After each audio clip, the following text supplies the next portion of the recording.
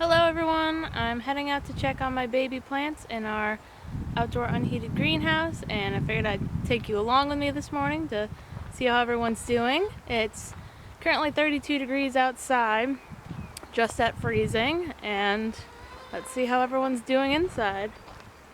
Good morning, ladies. We'll get you out in a bit.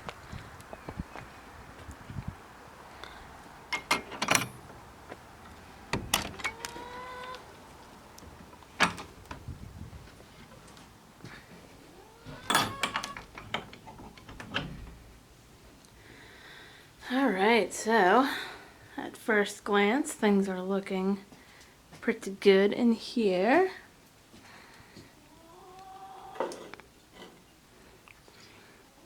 Right away I can see our nasturtiums are doing just fine, which is a good sign. Nasturtiums do not like the cold. If they were outside, they would very much be dead right now. So we have our onions moved off of the heat tape over here. They've germinated quite nicely, so they no longer need the heat tape. Onions can take pretty low temperatures, so, and over here I do have some lettuce started. Some various trial things there, and our greens are starting to come at us. Looking really nice. The germination section over here, so this is where we're currently germinating our seeds, and so it's 32 degrees outside and it is 61 degrees in the soil of this plant right here, but this one's not even under the dome, so I am curious to see what the temperature is going to be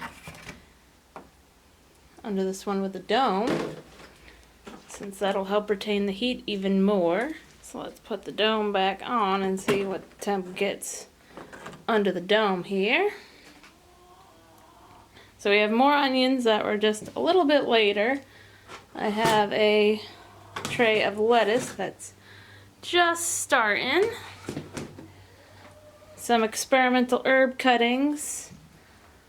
Some flowers, and this is kale. Everything's kind of a hodgepodge mix match. And then these nasturtiums were actually cuttings, which I just learned this year that you can take cuttings from nasturtiums and they root super easy. This one, I just took literally this leaf and stem from a nasturtium I liked, plunked it in the soil, and you can see it's already sending up a new little baby nasturtium from the same plant. This is a different one. I did the same thing with him. But this one was literally just a leaf and stem from a nasturtium, and I just stuck it in some soil and it's growing. So we're really experimenting this year with all sorts of propagation to see what we can do. Okay, so it's 61 degrees, I think it was, and that soil uncovered. And here in the soil under the dome where I actually have things still germinating, it is 66 degrees in here under the dome, and it is 32 degrees outside. So that's perfect. That's exactly what I want. Really cool system we have going on here. We also have the bottom on this foam board to try to insulate the heat even more, and I think that also helps. A lot of this stuff is kind of like a trial to see what we can get away with. I have some herbs, some flowers, some tomatoes, some peppers even, but I'll keep you guys updated on how these come to germinate. We even got some basil going on back there, which if you've ever grown basil, you know it does not like the cold. So I'm really excited to see what we can get away with in this greenhouse with just a little bit of extra bottom heat concentrated right where we need the heat, and the rest of the greenhouse stays warm enough for all the other things to not perish in these low nights. We still have about 2 months to our last frost, so even if these tomatoes and peppers germinate, we'll definitely have to baby them along in here before they go outside, but which is fine. We'll get some extra early tomatoes and peppers out of the deal, hopefully. And Rory's cuttings are looking really nice. A lot of them are starting to leaf out, which is exactly what we want right now. He's still got the bottom heat going on those too, and those are 64 degrees.